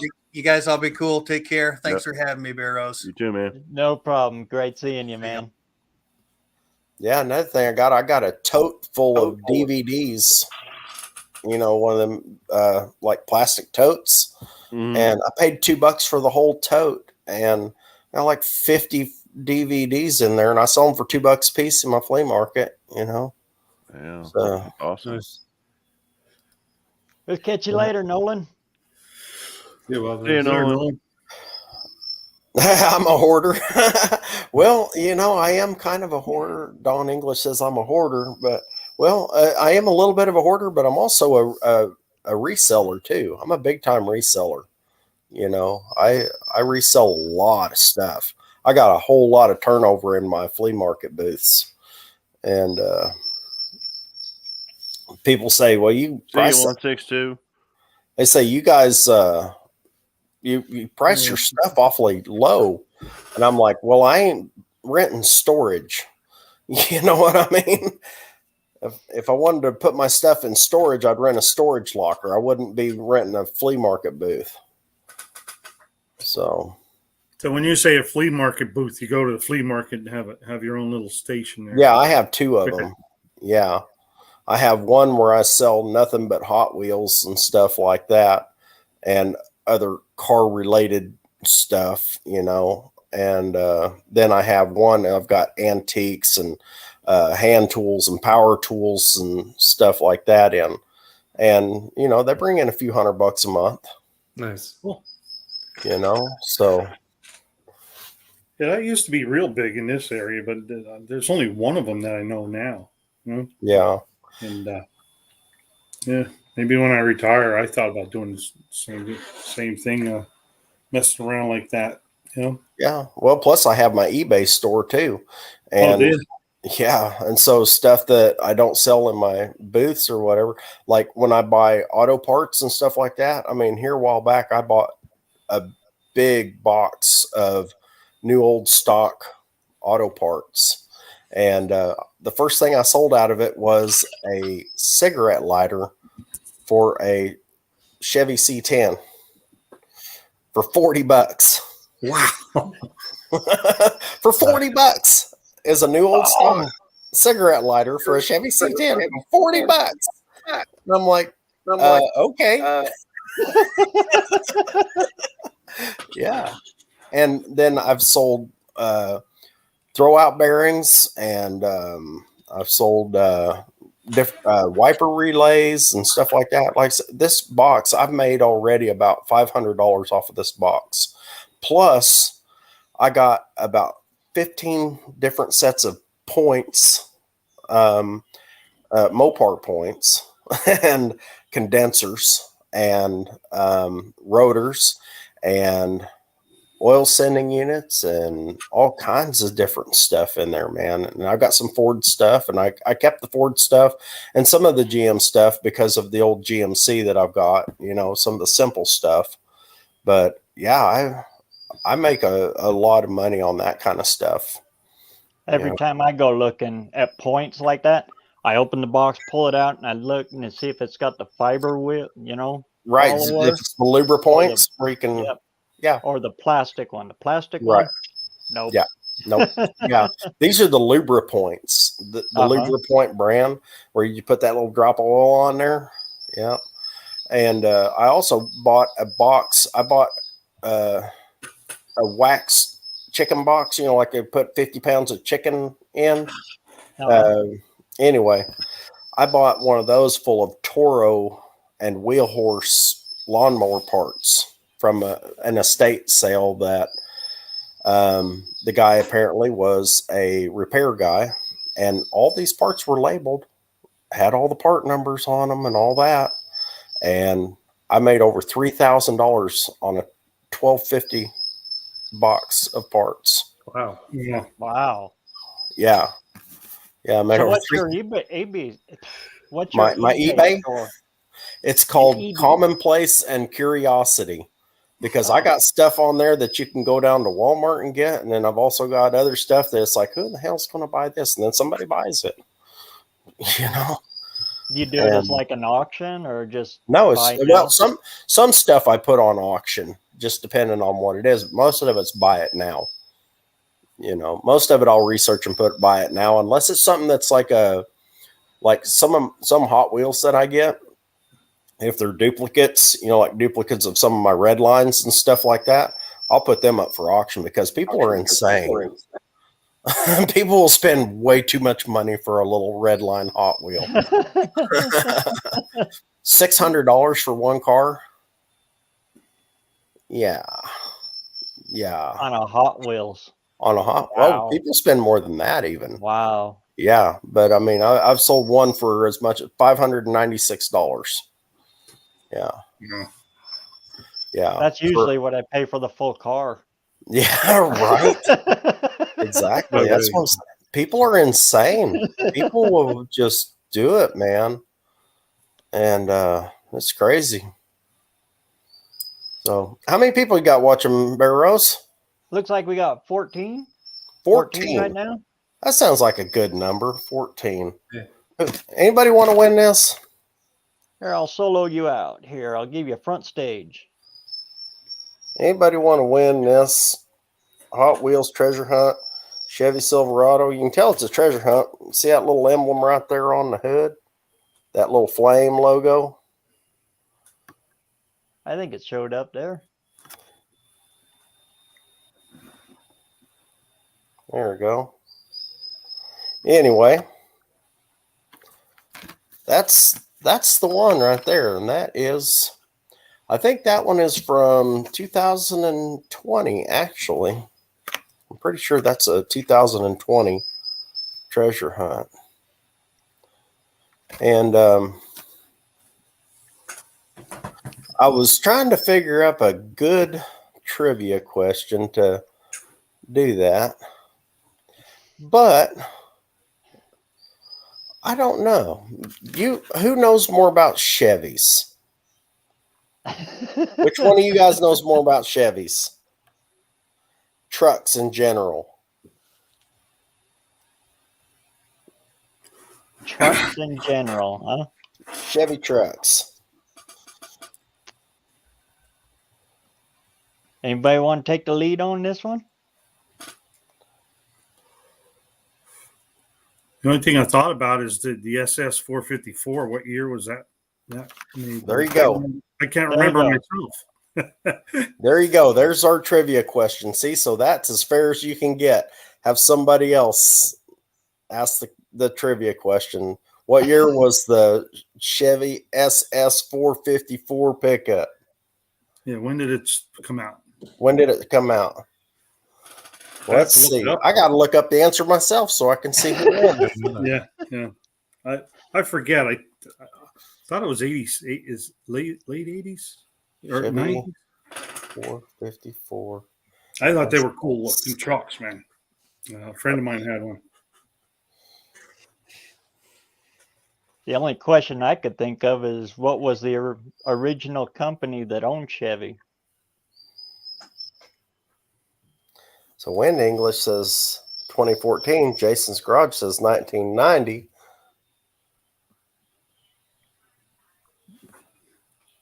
Yep, 1990. Don English or Jason got it first. So Jason's Garage? Jason actually won. He beat you to it, Unfinished Project. You were still on the keyboard this time. What's going on, man? Yeah, it was by one comment too. Yeah. Well, Don, you almost got it to go with your 56 Ford, but I'm going to have to send this one to Jason. So, right on, man. Well, That's Jason, cool. I got your email address, and I'll email you or you email me. Shoot me your actual address, and I'll get this dude in the mail to you Monday morning. And you have a treasure hunt Chevy extended cab. That is a pretty cool treasure hunt. I dig it. It's also got the treasure hunt emblem on the back fender. I didn't notice that. If you look on that back quarter panel, well, see on that back quarter panel, that flame logo? That's how you can tell the treasure hunt's on there. And also, if you look on the card behind the truck, I don't know if you can see that. Probably. You can barely see the writing in there. But it says on the card, congratulations, you have just won or found a Hot Wheels treasure hunt. And yeah, they make them really hard to find now because it used to say treasure hunt right on the card. I've got a year 2000 Ford GT Super Treasure Hunt, and they're pretty cool. Nice. I got a treasure hunt I bet Smacky would like. It's a Fox Body Mustang Super Treasure Hunt. Cool. 92, I think it is. 92. Nice. Yeah, I've been debating getting one of those for a car. Yeah. Yeah. Oh, I like those old Fox Body Mustangs, man. I think they're freaking. I think they're pretty sexy, man. They are. They still have that. It's a nice kind of squared looking car that I think easy to mod, very easy to go fast in. Yeah. And for not much money. I didn't care for when they put the big headlights on them. I like the older ones. I think 83, 84, they had the smaller rectangle. Yeah, the quad lights on them. Yeah. And then later on, they came out with some better ones. But when they had them big headlights and plastic ones, I didn't care for those. Yeah, they were a fun car to drive, though. My dog wants in now, so she must be out there chasing Buzz's dog. Yeah, So hold the fort for me, guys. I'll be All right right. back. Yeah, me and my buddy, we kind of borrowed his sister's Mustang too. And That dude, it had no compression, man. I mean, it was a dog. It was such a dog. And we had the 4-cylinder. Yeah. And we took it out to the country, out this dirt road, and there was a big hauler, and you drive down and then back up the other side. And whenever we were going up the other side, it'd be like, and we'd have to roll it back down and get another run at it. That's funny. That is funny. We were rolling it back down like the second or third try, and we got it off in the ditch, and one wheel was off in the ditch, and we couldn't get no traction. So we had to get out with that crappy little jack and jack it up and put rocks under it and everything else to get it back on the road and all that, and knock a hole in the gas tank. And oh, it was just terrible. When she got it back, she's like, "What happened to my car?" I don't know. We were pretty terrible kids. Yeah, I got to put an engine in one of those. Well, it was the Mustang 2, the Cobras. Remember the Cobras had Oh yeah, had a 302 in it. yeah. Those Cobras were pretty cool. They were cool looking, but they didn't have anything. Yeah. I don't know. I guess I like that, the way that hood just kind of, you know what I mean? How it had that little step up on the hood there. It just gave it a little extra, Of course, I'm all about the body lines. I thought they were good looking cars. It's just that they were so small, Yeah. And I don't know, but the Cobras they were pretty cool. Yeah. Max Wedge, I would like that car. Fastest ASA H Shelby Cobra in the US, 990s. Must be scary to go that fast in a Shelby Cobra. Oh, yeah. Yeah. Yeah. Another buddy of mine, he had a little Maverick with the 302 in it. And that little dude was flat. Get it, man. Yeah. Yeah, I had a 72 Comet. Yeah. Yeah, 3-speed manual. Had a 302 in it. Yeah. We had my first Mustang was in 94, and I had the 5-liter 302.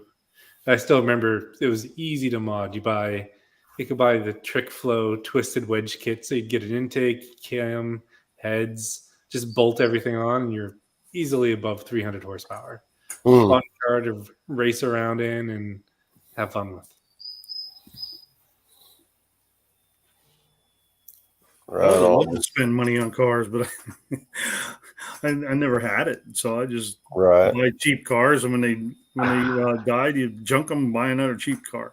I never put money into them. I just rolled them. See, I didn't either. My buddies, you see, all my buddies, one of my buddies' dad owned a salvage yard, and another buddy of mine, his dad owned a regular mechanic shop and stuff, and we would play around with stuff. That's how we put the 302 in the Ford Pinto station wagon, and then we spun the rear end out of it the first weekend, and then we took the rear end out of that truck and put underneath there. So we had a 5-lug rear end and 4-lug front end, and we had to modify the driveline, and it was not right. It was, out of balance and all that. And we had to block up the back end because the tires stuck out past the fenders, So, but it was all fun. It was all just in fun. We're just kids, Yeah. All right, guys, I got to go. It's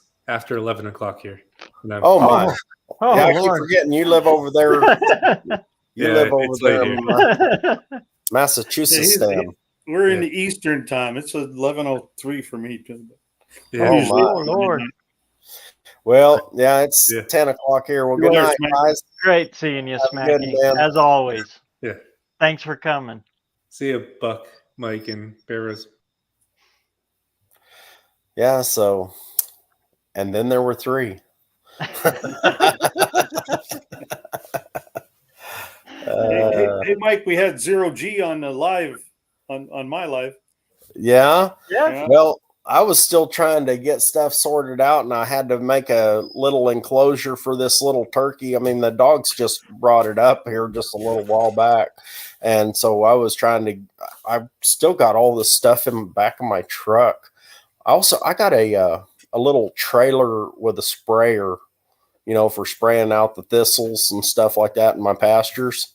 I got a trailer with a sprayer with the motor and pump and all that stuff for $10. Wow. Yeah. You have to be there at the right time. Yeah. You know? Is that the baby turkey making noise? Probably. Let me go see.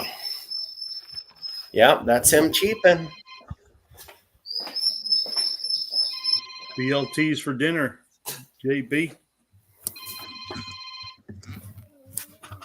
And Zero G is still doing laundry. He's still hanging out there, BareRose.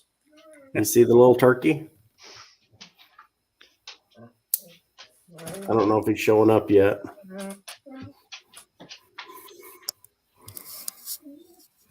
There it goes. There he is. Is that what that peep peep peep noise was? Yeah, that's our little baby turkey. Yeah. The dog came up with him in his mouth. It's like, okay. So come over here. He wouldn't survive if we just that's not left him it. outside, The cats would kill him or something, and so we'll raise him up and we'll hand raise him for a while, and then we'll put him out with the chickens and let him hang out with the chickens, and then if he runs off, well, he runs off. He's a wild animal. So but if we can save him, we want to save him, because we want turkeys around here. So you got pretty good sized broods there. We've got quite a few. Yeah. They have 2 seasons a year here for turkey season. Have a spring and a fall season. Are they the big Rios or Easterners? They're like Kentucky Bourbons or something like that. Yeah. I know Pennsylvania, that's a hot spot for there's big lots of turkeys. turkeys, yeah. Yeah. Well, you'll see them flying across the road here to the creek. We own part of the creek, and they'll be down at the creek, doing their thing and all that. Somewhere, I got some broadheads for them. Guillotines, they call them. Yeah. You ever seen those? No, I've seen the scariest looking broadheads I think I ever seen. I don't know. Those biohazard ones, man. Have you seen those? They like cut meatworms through whenever they go through. They've got like a little loop on them on each one. And they cut like 3 little meatworms out, man. It's like, whoa. Those things are wicked. But they drop moose with those things. So I've always just used muzzies. Yeah. Moose is a mighty big critter. Anything bigger than that, I can't get it to dial in. It porpoises like crazy. Right. Well, I don't bow hunt much anymore. I mean, my shoulder, I got a 70-pound draw on my bow, and it's only got like a 30% let off, so when I'm holding it back, I'm just like, I'm lucky to hit the broadside of a barn with it. Yeah. I got a video coming up. I'm gonna show people how to adjust a Holley carburetor at about 600 feet per second. Oh yeah. Right on. So I went out and practiced a little bit, and I haven't pulled it in since last fall. Yeah. Not this last fall, but the fall before. Yeah, I'm a little rusty. That hurts.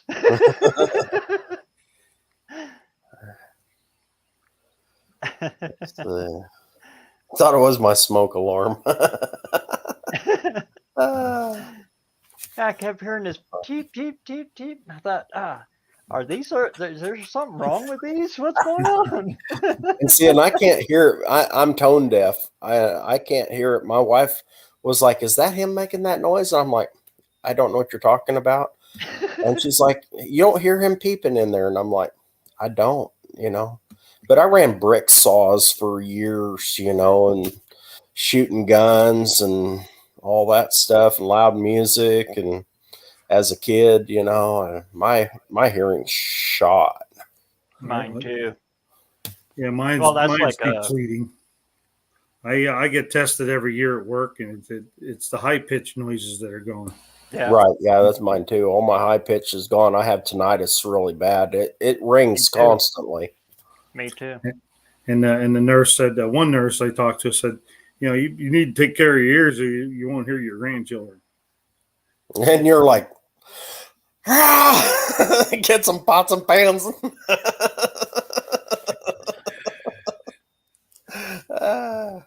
I can't use a digital torque wrench anymore. I can't hear it. Yeah. When it beeps, you got to have a clicker. Can't hear it. Yeah, you need a clicker. Yeah, I've got a clicker myself. And that's funny because when I was over at Ken's and he was helping me and torquing down my head bolts, and I was just like, I don't get it. I don't get it. And he's like, you don't hear that? And I'm like, hear what? And I was listening for a click or something. And he's like, seriously, you don't hear that? I'm like, sorry. I don't know, man. And they vibrate when they get there, but well, at least my dad's Snap-on, it starts to vibrate, and the closer you get to true torque, it vibrates more. But I can't use that thing. Well, okay, but if someone else is using it and you're just standing there, you don't hear the vibration or feel it. Yeah, you know. But yeah, I should have taken better care of my ears whenever I was young. I really should have. But you know, at least now whenever the wife yells at me, it ain't so loud. Yeah, I blame it on ball joints, using an air hammer inside the wheel well. Oh, yeah. Oh, my God. Sometimes my ears would hurt after that. Yeah, I did that on that 72 on that Charger when I was changing my upper ball joints on there. Man, I didn't have the right socket for it. And man, I got frustrated. I mean, I tried a big wrench, a big adjustable wrench, a big pipe wrench, and nothing was working. And I put the torch to it, and then I took my little air hammer, and I was like, like, by golly, we will get you out of there. Yeah. Those are the screw-in ones, aren't they? Yeah, they are. Yeah, it's weird though, because those threads are so shallow.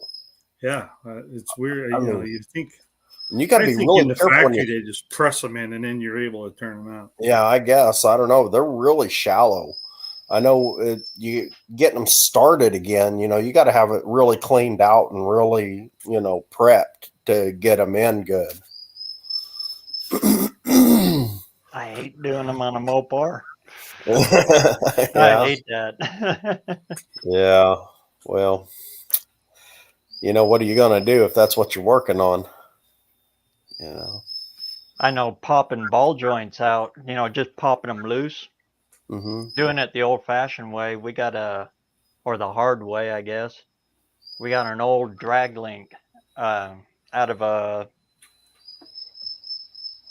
it's like a 2.5-ton Ford truck, big drag link that we cut off, and it's just the right length and everything. You can stick it in and press against it, and somebody goes up and smacks it with a hammer and pops them loose, you know. Mm-hmm. I learned a long time ago, you don't hold it right here like this and put all your weight on it. That sucker come up here and took all them teeth right there on the bottom. Oh my. Pow! Oh my. Come up spitting blood. Yeah. Oh my. Yeah. Some of these things we have to learn through experience. Oh yeah. Yeah. Yeah. Yeah. Kind of like You know, Yeah, don't run that thing without a guard. Do not do it. Just don't do it. Trust me. Don't do it. It's brutal.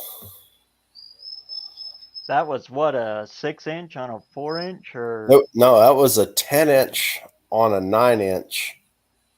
That was a 10-inch diamond blade on a 9-inch Makita. And of course, for some reason, a 10-inch blade on a 9-inch Makita, the one thing doesn't fit is the guard. You know, I should have went with a 7-inch, or you know what I mean? I should have just dropped down to a 7-inch. There's no reason I needed to have a 10-inch on there to cut those joints.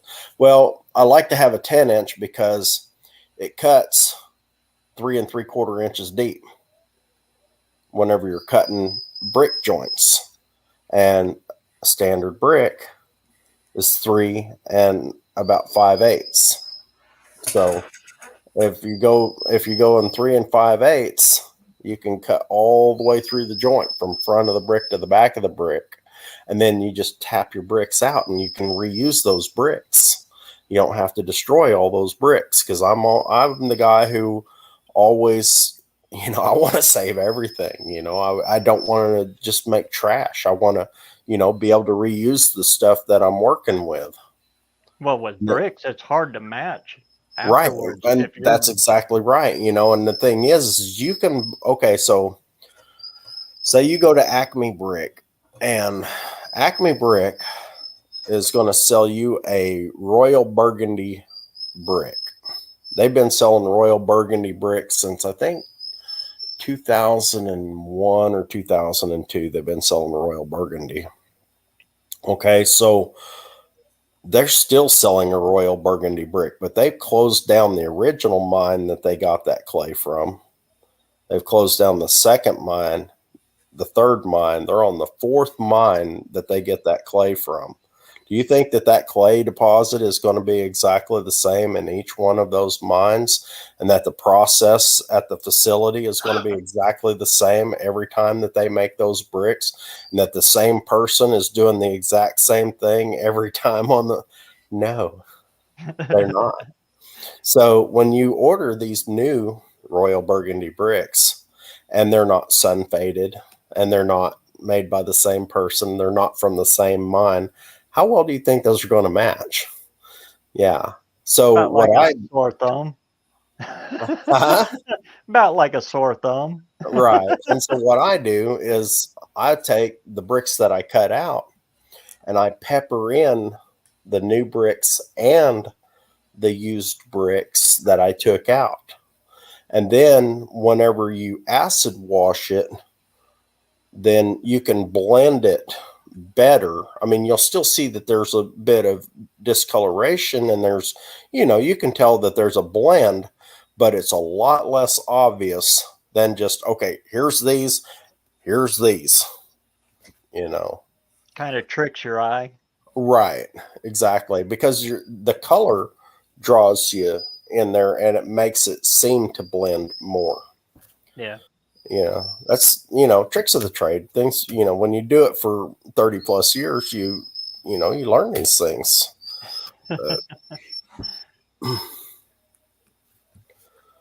Yeah. It's just like I used to make money by, I'm sure you guys have seen this manufactured stone that they use, this garbage that they use, I call it. I never suggest using manufactured stone on any exterior application ever, because eventually it's going to fade. Eventually that face is going to wear off because it's going to erode because of the weather, the moisture, the sun, and all of that. Eventually it's all going to go to crap. You're going to be able to see the gravel inside those. They're just poured in a silicone mold. They put a base color in it, and then they just paint on that color on the face of those manufactured stones. So for the first 2-3 years or whatever, they're fine. 4 or 5 years, they start to fade a bit. You know, And most people don't realize you need to seal that stuff every year. All the time. Every year you need to seal that stuff. And in 10 years, that stuff's going to be faded. It's going to be cracked. If it's on an exterior application that is not connected to your house, if it's like out on a column, a mailbox, an entryway, something like that, every single time, over time, depending on what place in the United States you are, but around here, in the wintertime, we get rain, we get freezing rain and snow, when we get real cold snaps, like down to 0 degrees or whatever. So it'll rain, it'll soak in, it'll freeze, it'll expand, and it'll break out the corners on those because they don't have the residual heat of the house coming up to keep them from freezing that hard. And everybody's like, why is my stone cracking and all that? Well, because it's garbage. It's Portland and gravel. That's all it is. It's Portland and gravel, and a little bit of coloring.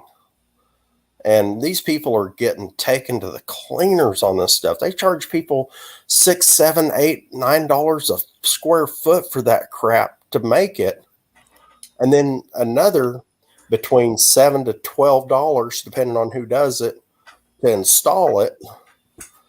And it's garbage. It's just garbage. Then you've got to figure your underlayment and all that. I mean, altogether, you can pay upwards of $20 a foot on this stuff. And it's just garbage. I wouldn't have it on nothing of mine. I'll either have real stone or brick or something like that, but I won't have that garbage on my stuff. I've installed a lot of it, made a lot of money on it. I always warn people against it. I always tell them I'll do, I'll do it. I always told everybody, I said, my motto is the customer is not always right. The customer does not always get what they want, but they do get what they ask for. So, that goes with all trades too. Yeah. Mm-hmm. Yeah. A lot of these, I've had people try to tell me how I'm supposed to lay brick and how much air gap I'm supposed to have between my brick and my sheathing behind it and all this. And I'm like, are you serious right now? I'm an engineer. Okay. Are you a bricklayer? I'm like, geez. Yeah, you're right, Don. Pain in the ass to work with too. It breaks way too easy. Well, yeah, and it's garbage, man. Like I said, they've tricked people into believing that it's a viable alternative to real stone, and it really isn't. But they make millions and millions of dollars on it. So what are you gonna do? Just like how they're tricking people into believing that EVs are a viable replacement for combustion engines. Yeah, I don't see it happen. Well, here's the thing, a lot of people don't take into account that, the lithium that they mine for these batteries and stuff, that is a really harsh, nasty process that they do. And guess what? Once you strip all that lithium out of that mine, it's gone. Renewable. It's not a renewable resource. So you're depleting a non-renewable resource and looking to try to put everybody over here. And who owns who owns 90% of those lithium mining companies? China. Yeah. Exactly. That's why Spain is so hot to trot in Africa right now. Mm-hmm. It's all a ploy to control the lithium deposits there. Mm-hmm. Exactly. And China's dumped a lot of money in it. You better believe it, man. You got all these daggum people who are just not paying attention, and I applaud people for not wanting to ruin our environment. That's why I try to live sustainably out here. I'm not trying to, do anything to harm the environment if I can keep from it. I don't use harsh pesticides and all that stuff. I use, a lot of natural pesticides and all that. But I'm not going to go to the point of, being ignorant about it. Now, EVs have got their place. I'm not anti-EV, but we got to coexist. That's the whole thing. It's not one or the other. Right. They're fine as an option. Yeah. Right. Well, okay. So Uncle Tony's Garage, he did a video. It's probably been a year ago or so on EVs. He says, so here's something for you to take a look at. He's standing in front of an apartment complex. There's like 250 freaking cars out there. You're going to plug in these 250 cars overnight along with the apartments running and all that. Where's that power coming from? You think them solar and wind generators are going to do that? Mm-mm. Nope. Oh, my friend, he bought a Tesla. And he, and I asked him, what's it cost to charge it? To keep it charged in his garage and everything. And he had to upgrade his garage electricity too. They had to upgrade his grid, right? Yeah. Because it runs on a 480 charger unit, it's heavy duty. He's got 200 amps running just to his garage now. Just for that. Well, that and he's compressed, for the rest of what the garage is for. But anyway, he said, it's about as much as it did running my hot tub in the wintertime. I said, yeah, but Rodney, you got rid of the hot tub because you couldn't afford it in the wintertime.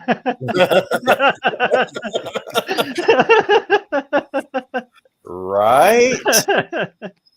And another thing with those electric cars, they don't charge in 5 minutes, 10 minutes. No. It takes an hour, 2 hours. I mean, I would think 2-3 hours, but and then people are saying, well, they're going to come up with quick chargers and stuff. I said, you can only put so much in a battery at a time. You can't just throw it in there. Filling a gas tank with a gas pump.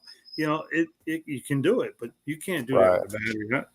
Well, and here's the thing like that too. Okay, like on our big trucks and stuff, I can throw an auxiliary fuel tank in the bed of my truck, and I can drive hundreds and hundreds of miles, without having to stop and fuel up or do anything, and it's not any less efficient than it was before. What are you going to do? You're going to throw an extra battery in your car, that's going to give you twice the distance, 3 times the distance? No, you're not. No, that's not feasible. That's the problem with wind and solar. They need storage, and if you got just for example, if you got 2 acres of solar, you probably need 4 acres of battery. Right. Yeah. Well, you see, I say, hey, you know what? If you want to do it as a supplement, that's great. Go for it. I'm looking at doing some solar on my house as a supplement, not as a main source. Okay.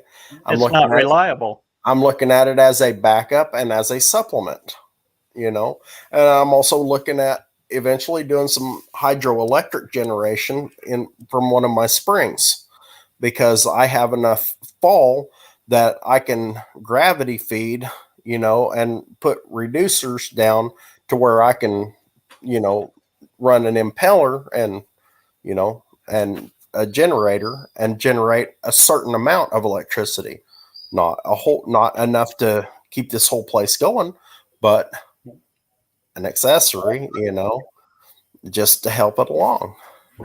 Yeah, it'll do those new lights in the hoopty barn. Coexisting. Exactly. It's not this way or this way. It's coexisting with it. That's what the world needs. Sure chose well. Hello, everyone.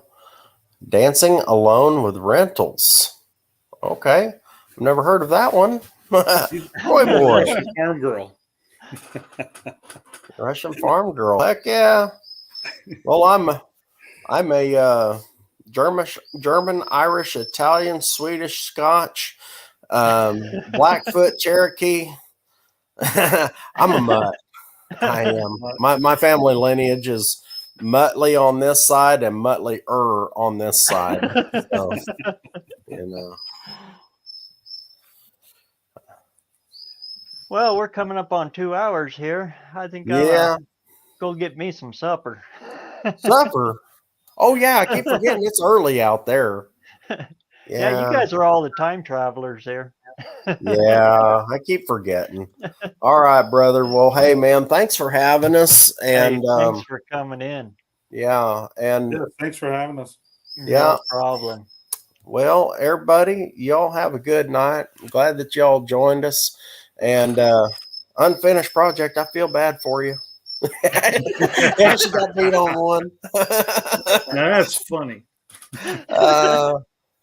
Yeah. Well, actually, you know, he actually won that thing the other day on the little short, you know, that I had the little thing, and then he donated it back so that we could give it away tonight. But anyway, yeah, we're just having fun. So, Roy boy, see you on the trail. It's been great, man. Right. It's guys, been have a lot of fun. I'll talk to you all soon. right, guys. I'm out in 3, 2, 1. Thanks to everybody in the chat. You guys are all great. And we'll do this again next Saturday. All right? Till the meantime, get out there and get some metal hot. We'll catch you on the next one.